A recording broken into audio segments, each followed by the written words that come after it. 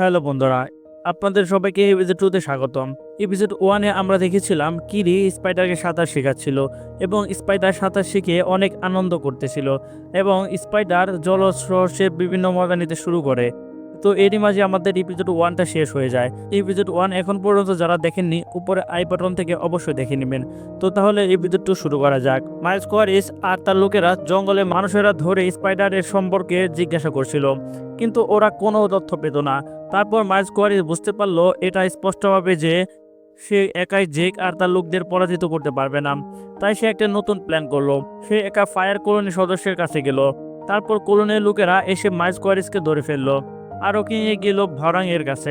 আর ভরাং ওকে এখানে দেখে মাইলস কোয়ারিসের সঙ্গে সম্পর্ক করতে চায়। মাইলস কোয়ারিস স্পষ্ট বলে দিল, আমার সাথে আবার এমন করার চেষ্টা করো না, না হলে আমি তোমাকে ঠিক এমনটাই মারবো। আসলে সে আগেই সবাইকে স্নাইপার দিয়ে নিশানা করে ফেলেছে, এক সেকেন্ডে সবাইকে মারতে পারতো। আর এসব দেখে ভরাং খুবই মুগ্ধ হয় তার প্রতি, কারণ সে বুঝতে পারে মাইলস কোয়ারিস তাদের চেয়ে অনেক বুদ্ধিমান আর তার সাথে কেউ মোকাবেলা করতে পারবে না। তাই সে তাকে নিজের রুমে নিয়ে যায়। ওখানে তাকে বিশেষ ধরনের ওষুধ দেয়, যেটার ফলে মাইলস কোয়ারিস ধীরে ধীরে মাতাল হয়ে পড়ে।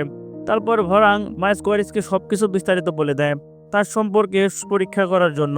সে বলে এটাই আগুন, এটা পৃথিবীর সবচেয়ে শক্তিশালী জিনিস। আসলে এক সময় অন্য কলোনির লোকেরা আমাদের কলোনির লোকেদের মারছিল, তাই আমি মাদার রিভার কাছে চেয়েছিলাম নিজেকে বাঁচানোর জন্য, কিন্তু মাদার রিভার আমাকে সাহায্য করেনি। তাই তখন আমি আগুনের সাহায্য নিয়েছি, আর এই আগুনের মাধ্যমে আমি নিজেকে অন্য কলোনির লোকেদের মারতে পারি আর তাদের উপর নিজের নিয়ন্ত্রণ গড়ে তুলতে পারি। আমার মতে এই আগুনই পৃথিবীর সবচেয়ে শক্তিশালী জিনিস, কারণ এই আগুন দিয়েই সবকিছু সম্ভব। এখন বললো তুমি কি চাও? তারপর মাইলস কোয়ারিস বলল, আমি এখানে আমাদের দুজনের স্বার্থ রক্ষা করতে এসেছি, কারণ আমরা দুজনই দুই দুনিয়ার সবার উপরে রাজত্ব করতে চাই। আমি ভালো করে জানি তুমি তোমার ভিতরের আগুনটা সারা দুনিয়ায় ছড়াতে চাও, কিন্তু শুধু এই আগুন দিয়েই কিছু হবে না। আমি তোমাকে অনেক অস্ত্র আর অনেক মানুষ নিয়ে সাহায্য করতে পারি। তারপর মাইলস কোয়ারিস ওদের সামনে নানা ধরনের অস্ত্র দেখালো, এমনকি সরাসরি আগুনের হাতিয়ার দিয়েও। ভরাং অনেক খুশি হয়ে গেল আর দুই গ্রুপে একে অপরের সঙ্গে মিশে গেল। তারপর ভরাং আর মাইলস কোয়ারিস রাতে একে অপরের সঙ্গে বিশেষ মিটিং করলো, মানে একটু বিশেষ মিটিং। এদিকে ওয়াটার কলোনি একটা উৎসব চলছিল, সবাই মাদার ইয়ার সঙ্গে যোগাযোগ করার চেষ্টা করছিল আর তাদের পূর্বপুরুষদের সঙ্গে কথা বলছিল, কিন্তু লুয়া খুব কষ্টে ছিল। তারপর রিয়া এসে তাকে বলল, আর টুলকুন ভাইদের মধ্যে একজন এসে বলেছে যে পাইকার সোদের দিকে চলে গেছে। সেই জন্য সে ঠিক করলো পাইকানদের বাঁচাতে দৌড়ালো সবাই। আর সকালে রিয়া আর তার ভাই সেটা জানালো। তখন তারা সবাই লোকদেরকে বাঁচানোর জন্য বেরিয়ে পড়ল। একটু পর যখন তাদের পরিবার এটা জানতে পারলো, তখন সবাই খুব রেগে গেল তাদের উপর, কিন্তু তারা যে কোনো মূল্যে তাদের বাঁচাতে চেয়েছিল। এদিকে স্পাইডার আর কিরি জঙ্গলে কিছু খুঁজছিল। তারপর কিরি স্পাইডারকে বলল সে তাকে বাঁচিয়েছে। তারপর সে গিয়ে স্পাইডারের কাছে গিয়ে চুমু দিল। তখন এই ফায়ার কলোনির লোকেরা এখানে এসে পৌঁছালো, আর যখন তারা তাদের ধরার চেষ্টা করলো, তখন দুজনে আলাদা আলাদা দিকে দৌড় শুরু করলো। এক সময় ফায়ার কলোনির লোকেরা স্পাইডারকে ধরে ফেললো, আর বরাং স্পাইডারকে নিজের সঙ্গে জড়িয়ে তাকে অচেতন করে ফেললো। তারপর দ্রুত স্পাইডারকে নিয়ে সেখান থেকে পালিয়ে গেল। আর কি দৌড়ে গিয়ে জেককে এই খবর জানালো। তখন মাইলস কোয়ারিস আর ফায়ার কলোনির লোকেরা কিরির পিছনে অবস্থায় এখানে পৌঁছে গিয়েছিল, আর তারা একটার পর একটা বাড়ির দরজা পুড়িয়ে দিতে শুরু করলো। তাই জেক তাদের সামনে চলে এলো, আর সে মাইলস কোয়ারিসকে বলল তাকে নিয়ে যেতে, কিন্তু সবাইকে ছেড়ে দিতে। কিন্তু মাইলস কোয়ারিস বলল, আমি শুধু তোমাকে চাই না, নেটিরিকেও তোমার সাথে চাই। এটা শুনে সবাই লড়াইয়ের জন্য প্রস্তুত হয়ে গেল, কিন্তু মাইলস কোয়ারিস তাদের বলল, আমি এখানে লড়াই করতে চাই না। এই জন্য জেক বলল, তুমি যদি লড়াই করতে না চাও তাহলে আমার কথা অবশ্যই শোনো, কারণ ওরা তাদের নিজের লোকদের বাঁচানোর জন্য যে কোনো কিছু করতে পারে। এটা শুনে অবশেষে মাইলস কোয়ারিস রাজি হয়ে গেল, আর তার সঙ্গে একটা ব্যাগ দিয়েছিল। আর অবশেষে শুধু জেক নিয়ে ওখান থেকে বেরিয়ে গেল। আর এটা দেখে নেইতিরে খুব কষ্ট পেল। কিছুক্ষণ পর মাইলস কোয়ারিস সরাসরি ভরাংকে মানুষের ঘাঁটিতে নিয়ে গেল, আর মানুষেরা এখানে ভরাংকে দেখে সবাই তার ছবি তোলা শুরু করলো। এটা দেখে সব নাবিয়েরা একদম মুগ্ধ হয়ে গেল, কিন্তু ড্যানি যখন ওখানে এলো, সে ভরাংকে দেখে একদম খুশি হলো না। তখন মাইলস কোয়ারিস তাকে বুঝিয়ে বলল এই সব কিছু তার জন্য সম্ভব হয়েছে। এখানে আমরা দেখতে পাই জেক যেন সবার একটা ট্রফি। এই জন্য ড্যানি, মাইলস কোয়ারিস আর ভরাং জনগণের কাছে হিরো হয়ে গেল। তারপর মানুষ জালে বিভিন্ন ধরনের পরীক্ষা শুরু করলো, যেমন তারা জানতে চাইলো সে কিভাবে শ্বাস নেয়। যে কোনো উপায় এই ব্যাপারটা বুঝতে চাইলো। এদিকে লুয়াক ধীরে ধীরে সমুদ্রের মাঝ দিয়ে এগোচ্ছিল, কিন্তু হঠাৎ কিছু শিকারী এসে তাকে আক্রমণ করলো। সে নিজের জীবন বাঁচাতে মাছগুলো মারার জন্য যতটা পারে চেষ্টা করলো, কিন্তু মাছগুলো তাকে মারার পরিকল্পনা করেছিল। ঠিক তখনই একটা টুলকুন এসে সেই মাছগুলোকে খেয়ে ফেললো। আর লোক একের পর এক হুঁশ ফিরল, দেখলো রিয়া ওকে বাঁচিয়েছে। ওরা এখন পাইকানদের যাওয়ার সিদ্ধান্ত নিল। এখানে স্পাইডার খুব রেগে গিয়েছিল, কিন্তু তখন মাস্কোয়ারিস ওর সাথে দেখা করতে এলো। আর এইবার সে ওই লোকদের দলটাও নিয়ে এসেছিল। আর সে রিয়াকে অনেক প্রশংসাও করতে লাগলো, কারণ সে অনেক বেশি সাহসী ছিল। সে রিয়াকে নিজের মায়ের সঙ্গে তুলনা করলো আর বলল, তোমার মা আমার দলের সবচেয়ে সাহসী নারী ছিলেন। আর স্পাইডার যখন তার মায়ের কথা শুনলো, সে খুব আবেগপ্রবণ হয়ে পড়ল। আর এইবার সে বাবার দেওয়া ব্যাচটা নিয়েছিল, কারণ সে ওই ব্যাচগুলো ব্যবহার করে এখানে নাটবল্টু খুলে এসিডকের মাধ্যমে পালানোর প্ল্যান করেছিল। অন্যদিকে লুয়াকে সে পাইকনদের সাথে দেখা করলো। আর পাইকন বলল সে আরেকজন সঙ্গী পেয়েছে, যে এখানে টুলকনদের মারছিল। আর তার উপর একটা মানুষ ছিল যে আক্রমণ করেছিল, কিন্তু সে যেভাবে হোক নিজেকে বাঁচিয়ে নিয়েছে। আর যখন সে তাদের সামনে এলো, তারা দেখলো ওর ওপর অনেকগুলো মানুষের অস্ত্র ছিল, মানে অনেকটাই তাকে নানা উপায়ে মারার চেষ্টা করেছিল। এদিকে স্যাম বড় একটা টুলকুনের দল খুঁজে পেয়েছে, কারণ ওরা ঠিক করেছিল বিশেষ একদিন ওদের জলবিল এলাকায় গাছের কাছে মিটিং করতে। তাই ও ভাবছিল এখানে গিয়ে ওকে আক্রমণ করলে অনেকগুলো টুলকুন মার্কস একসাথে ধরা পড়বে আর শেষমেশ ব্যবসায় লাভ হবে। কিন্তু হঠাৎ টম নামে এক লোক ওদের সেটা করতে বাধা দিল। ও বলেছিল, আমরা ওদের একদম মেরে ফেলবো না, এটা মোটেই করা ঠিক না, কারণ ওরা বিরল প্রজাতির, তাছাড়া ওরা বুদ্ধিমান প্রজাতি, গান শুনে একে অপরের সাথে কথা বলতে পারে। আমরা ওদের একেবারে মেরে ফেলা উচিত হবে না। যদি আমরা এটা করি, ভবিষ্যতে আমাদের শিকার করার কিছুই থাকবে না। কিন্তু এটা শুনে ড্যানি আর শ্যাম খুব রেগে গেল, তাই তারা টমকে ওই ঘর থেকে বের করে দিল। এদিকে আমরা দেখতে পাই স্পাইডার যে সেখান থেকে এসি ডক থেকে পালিয়ে গিয়েছিল। তারপর আমরা নিটিদিকেও বাইরে দেখতে পাই, সে এক এক করে গার্ডদের মারছিল আর এগিয়ে চলছিল। তাছাড়া সে একটা গার্ডের আইডি কার্ডও নিয়েছিল, যাতে কোনো গার্ড সন্দেহ করতে না পারে। তারপর মাস্কোয়ারিস আর ভরা একসাথে শুয়েছিল আর বিশ্রাম নেওয়ার চেষ্টা করছিল, কিন্তু তারপর নিটির এখানে এসে একটার পর একটা বোমাবিদ্ধ তীর ছুটতে শুরু করলো। জেক দূর থেকে এটা দেখতে পেল, আর তখন টম এই সুযোগ নিয়ে জেককে একটা বিশাল বিস্ফোরণে মুক্ত করলো, যিনি নিজেও এখান থেকে পালানোর প্রস্তুতি নিচ্ছিলেন। কিন্তু যাবার আগে জেককে বলল, আগামীকাল উৎসবের দিন আমরা ওয়াটার কলোনির কাছে টালকুন শিকার করব, তাই যে কোনো মাধ্যমে আমাদের বাঁচাতে হবে। এটা বলে সে এখান থেকে দৌড়ে পালিয়ে গেল। তারপর কিছু শূন্য জেককে দেখে গানের মুখে নিয়ে গেল, কিন্তু তখন স্পাইডার এসে হাজির হলো। জেককে সামনে দাঁড়িয়ে এসে বলল, তোমরা চাইলেও আমাকে মারতে পারবে না। আর যখন পার্কার সেলফ্রিজ ক্যামেরা এসে দেখে, সে নির্দেশ দিল স্পাইডারকে কোনো ক্ষতি করা যাবে না, কারণ স্পাইডার এখানেও পরীক্ষা চালাতে হবে। তারপর নেটিরি আসে, জেক আর স্পাইডারকে তার ড্রাগনের উপর চড়ায়, আর তারা অনেক দূরে চলে যায়, একদম জঙ্গলের বাইরে।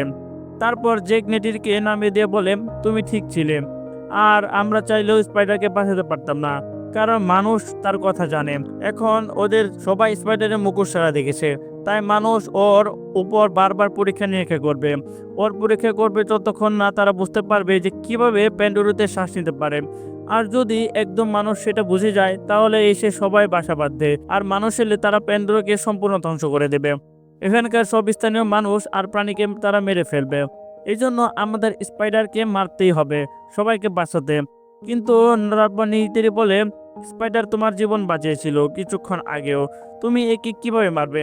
তারপর যে কি ওকে বলে, যদি আমরা পুরো প্যান্ডোরাকে বাঁচাতে চাই, তাহলে আমাদের স্পাইডারকে মারতেই হবে, আমাদের আর কোনো উপায় নেই। তাই সে একটা ছুরি নেই স্পাইডার গলা কাটার জন্য প্রস্তুতি নিতে শুরু করলো। কিন্তু অনেক চেষ্টা করার পরেও সেই স্পাইডার গলা কাটতে পারলো না। সেটা দেখে নেটি অনেক খুশি হলো, কারণ এখন সেই স্পাইডারকে তার ছেলের জায়গায় মেনে নিয়েছে। তাই সেই স্পাইডারকে নিজের পরিবারের একটা অংশ হিসেবে ভাবতে শুরু করলো। তারপর যে কি আর নেটিদের প্রতিজ্ঞা করলো, তারা জীবনের শেষ পর্যন্ত যে কোনোভাবে স্পাইডারকে বাঁচাবেন। তারপর জেক চলে যায় তারুণ ড্রাগনের কাছে, কারণ এখানে সে ঠিক করেছে তারুণ ড্রাগনের সাহায্যেও শত্রুর সঙ্গে মোকাবেলা করবে। তারপর সে তারুণ ড্রাগনের সঙ্গে তার পরিবারের সাথে পানি কলোনির আসে। আর পানি কলোনির মানুষেরা যখন তারুণ ড্রাগনকে দেখে, সবাই তার হাঁটু গেড়ে বসে যায়। আর তখন জেক সবাইকে শান্ত করে বলে, আমাদের উপর একটা বিশাল বিপদ আসতে চলেছে, যেটা শুধু আমাদের উপরে নয়, টালকুন মাছের উপরেও আসবে। এই জন্য আমাদের অনেক সাহায্যের দরকার। এই জন্য তারা টার্টল ড্রাগনের সাহায্যে আশেপাশে সব কুলের মানুষদের ডাকতে শুরু করে। এই জন্য খুব কম সময়ের মধ্যে হাজার হাজার নাউই তাদের সামনে চলে আসে। কিন্তু জেক জানতো এটা তাদের জন্য যথেষ্ট নয়, তাই জেক তানোয়ারির সাথে এসে টালগুনদের সঙ্গে দেখা করতে তাদের বোঝানোর চেষ্টা করে। আসলে সে তাদের বোঝাতে চাচ্ছিল মানুষেরা এখন তাদের মারতে আসছে, এই জন্য যে কোনোভাবে টালগুনদের সাহায্যের দরকার মানুষদের ঠেকানোর জন্য। কিন্তু টালগুনরা এবারও শান্তির পক্ষে থাকার সিদ্ধান্ত নেয়। এই জন্য তারা কোনো যুদ্ধ অংশগ্রহণ করতে রাজি ছিল না। এসব বলে তারা সেখান থেকে চলে যায়। তখন পাইকা আর তার সব সন্তানরাও এখানে আসলো। আর আহত টালগুন ওদের বলল, মানুষরা আমাদের সাথে এইরকম করেছে, মানুষ যদি বাঁচে তাহলে আমাদের বাঁচা কঠিন হবে। এই কথা বলেই সব টালগুন এখান থেকে চলে গেল। তারপর তানোয়ারি ওদের বলল কয়েকদিন পর ঠিক করবে কি করা উচিত। পরের দিন ড্যানি গিয়ে জেক আর মাইলাস কোয়ারিসকে সাথে দেখা করলো। ড্যানি মাইলাস কোয়ারিসকে বলল, তুমি সবসময় স্পাইডারকে চেয়েছ, তাই এইবার আমাদের সাথে যেতে পারবে না। কিন্তু মাইলাস কোয়ারিস স্পষ্ট বলল, তুমি যদি স্পাইডারকে ধরতে চাও তাহলে জেককে আগে তোমার ধরতে হবে। আর একটু পরে মানুষরা তাদের বড় বড় জাহাজ নিয়ে বেরিয়ে এলো। তারা বিভিন্ন জিনিসও বানিয়েছে, যেমন বিমান যা আকাশে উড়েছিল, যার মাধ্যমে টালগুনদের সহজে শিকার করা যেত। আর এবার তারা সবাই মিলেই সেই বিশেষ জায়গায় এলো যেখানে তারা টালগুনদের শিকার করতে পারত। কিন্তু এখন পর্যন্ত শত শত টালগুনের সাহায্য করতে আসছিল, আর তারা এক এক করে মানুষের জাহাজগুলো আক্রমণ করে ডুবিয়ে দিচ্ছিল। আর নাভিরাও তাদের বিমান আর বিভিন্ন যন্ত্রপাতি এক এক করে আক্রমণ করছিল, তাদের অনেক দুর্বল করে ফেলেছিল। এর কারণে অনেক মানুষ মারা গিয়েছিল, মানে এই যুদ্ধে মানুষরা খুব দুর্বল ছিল। কিন্তু তারপর মাইলস কোয়ারিস কিছু না বলে তারা আগুনের কলোনি নিয়ে এখানে এসে পড়ে। আর তার হাতে অস্ত্র থাকার কারণে সে তার অস্ত্রের সাহায্যে এক এক করে সব নাবিদের মেরে ফেলতে শুরু করে। এক সময় অনেক নাবি মারা যায়, তাই নাবিরা দুর্বল হয়ে পড়ে। আর এটা দেখে জেকের বাচ্চারা অনেক দুঃখ পায়। এই জন্য কিরি সমুদ্রে লাফ দেয় মাদার ইবার সাথে সাহায্য চাইতে। এটা দেখে মাকড়সি ওকে টেনে টেনে পিছনে লাফালাফি করছিল। কিরি যখন মায়ের ইবার কাছে যাচ্ছিল তখনই সে একদম এগোতে পারছিল না। এই কারণে প্রথমবারের মতো মকরসি গাছের সঙ্গে নিজেকে জড়িয়ে ধরে কিরিকে নিয়ে কিছু না কিছুভাবে এগিয়ে যাওয়ার চেষ্টা করলো। তখন তাদের আরেক বোনও এসে পড়লো, আর এই তিনজন মিলে শেষমেশ মায়ের ইভার কাছে সাহায্যের জন্য গেল। আর তখনই আমরা মা ইভার একটা ঝলক দেখতে পাই। এর মধ্যে জেক আর তার দলের অবস্থা আক্রমণ কারণে খুব খারাপ হয়ে গিয়েছিল। এখানে রোনাল অনেক আহত ছিল, তাই নাইতেরি ওকে সাহায্য করার চেষ্টা করেছিল, কিন্তু ওর অবস্থা খুব খারাপ ছিল, মৃত্যু মুখে দাঁড়িয়েছিল। কিন্তু নেইতেরি দেখতে পেল ও গর্ভবতী, আর সে একটা বাচ্চা জন্ম দিতে চলেছে। তাই সে যখন ধাক্কা দিল তখন সে একটা বাচ্চা জন্ম দিল, আর এই বাচ্চার নাম দিল প্রিল। তারপর রোনাল নাইতেরিকে প্রিলের দেখাশোনার দায়িত্ব দিল এবং সে সেখানে মারা গেল। তারপর মাইলস কোয়ারিস আরও ভরাং এসে পৌঁছালো। তারা নাইতেরিকে ধরে নিয়ে গেল, আর জেক দূর থেকে এইসব দেখছিল। এদিকে শ্যাম আর তার লোকজন সব টুনকুন এক জায়গায় জমা করছিল শিকার করার জন্য। কিন্তু শিকার করতে যাওয়ার আগেই নিচে দেখলো কিরি মাদার ইভার সাথে সংযোগ তৈরি করেছে। আর যেহেতু কিরি স্পাইডার দুজনে এখানে ছিল, তাই গাছগুলো একটু উজ্জ্বল হয়ে উঠেছিল। তারপর ওখানে কিছু বিশেষ ধরনের মাছ এসেছে যারা কি এবং মাদার ইভার সাথে সংযুক্ত ছিল। তারপর কিরি তাদের আদেশ দিল সব লোকদের মারতে যেতে। তাই তারা খুব দ্রুত গতিতে লোকদের উপর আক্রমণ করলো, কারণ তাদের অনেক গতি বেশি ছিল। লোকেরা তাদের কোনোভাবেই রুখতে পারতেছিল না। তাদের জাহাজগুলো এক একটা করে ধ্বংস হয়ে যাচ্ছিল। আর যখন শ্যামের উপর আক্রমণ হয় তখন সে সমুদ্রে পড়ে যায়। তারপর একটা টুলকুন এসে পানির গভীরে টেনে নিয়ে যায়। তারপর স্পাইডার মাইলস কোয়ারিসের কাছে যায়। সে তাকে বলে, তুমি যদি আমাকে চাও তাহলে নেইটিরিকে ছেড়ে দিতে হবে। আর মাইলস কোয়ারিস সেটাই করতে রাজি হয়। কিন্তু তারপর জেক এসে তাদের আক্রমণ করলো। সে সবাইকে এক এক করে মারতে শুরু করলো। এটা দেখে বরাং খুব রেগে যায়, আর সে নেইতিরিকে মারার জন্য ওর কাছে এসেছিল। কিন্তু তখন কি এসে বরাংয়ের সঙ্গে নিজেকে জুড়ে দিল।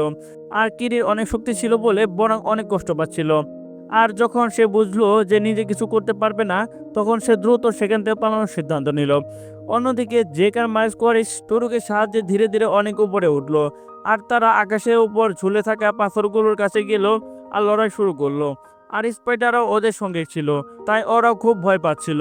যখন তারা লড়াই করতে করতে একটা পাথরের ওপর আঘাত পেল, তখন স্পাইডারের উপর পাথর পড়তে শুরু করলো।